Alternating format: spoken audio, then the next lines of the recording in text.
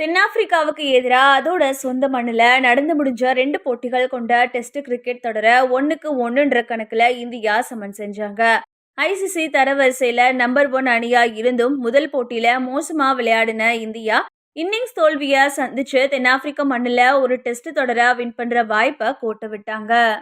அதனால கடுமையான விமர்சனங்கள் எழுந்த நிலைமையில கேப்டவுன் நகர்ல நடந்த 2வது போட்டியில தென்னாப்பிரிக்காவை முதல் இன்னிங்ஸ்ல 55 ரன்ஸுக்கு ஆல் அவுட் செஞ்ச இந்தியா அதுக்கப்புறம் 153 ரன்ஸ் எடுத்தாங்க. அதை தொடர்ந்து விளையாடின தென்னாப்பிரிக்கா 176 ரன்ஸ் மட்டுமே எடுத்ததால கடைசியில 79 ரன்ஸை சேசிங் செஞ்ச இந்தியா 7 விக்கெட் வித்தியாசத்துல ஈஸியா வின் பண்ணாங்க. அதனால ஒயிட் வாஷ் தோல்வியை தவிர்த்த இந்தியா வலுவான தென்னாப்பிரிக்காவை முழுமையா வின் பண்ண விடாம கோப்பையை பகிர்ந்துகிட்டு தங்களை நம்பர் 1 அணி அப்படின்றத நிரூபிச்சிருக்காங்க. மேலும் 2010-11க்கு அப்புறமா 13 வருஷங்கள் கழிச்சு தென்னாப்பிரிக்காவில் ஒரு டெஸ்ட் தொடரை சமன் செஞ்சு இந்தியா சாதனையும் படைச்சிருக்காங்க. கடைசியா ஜாம்பவான் எம்எஸ் தோனி தலைமையில 1-1 கணக்குல தென்னாப்பிரிக்காவில் தொடரை சமன் செஞ்ச இந்தியா தற்போது ரோஹித் சர்மா தலைமையில கோப்பையை பகிர்ந்திருக்காங்க. இதன் வாயிலா தென்னாப்பிரிக்காவில் ஒரு டெஸ்ட் தொடரை டிரா செஞ்ச இந்திய கேப்டன் அப்படின்ற தோனியோட சாதனையை ரோஹித் சர்மா சமன் செஞ்சு அசத்திருக்காரு.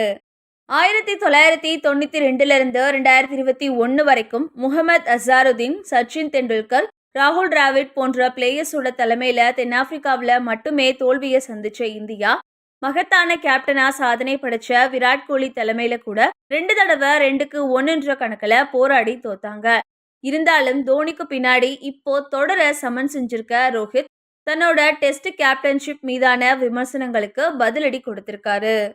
அதை விட 2வது போட்டி நடந்த கேப்டன் மைதானத்துல இதுக்கு முன்னாடி முகமது அசாருதீன், சச்சின் தெண்டுல்கர், அர்ஜுனா ரணதுங்கா, சனாத் ஜெயசூர்யா, வகார் யூனிஸ், ராகுல் டிராவிட், இன்சமாம் உல்ஹக், எம்எஸ் தோனி, திலகரத்னே தில்சன், மிஸ்பா உல்ஹக், அஞ்சேலோ மேத்யூஸ், விராட் கோலி, சர்ஃபராஸ் கான் அப்படின்னு இந்தியா, இலங்கை, பாகிஸ்தான்னு ஆசிய நாடுகளை சேர்ந்த எந்த கேப்டனும் ஒரு டெஸ்ட் போட்டியில வெற்றியை பதிவு செஞ்சதில்ல.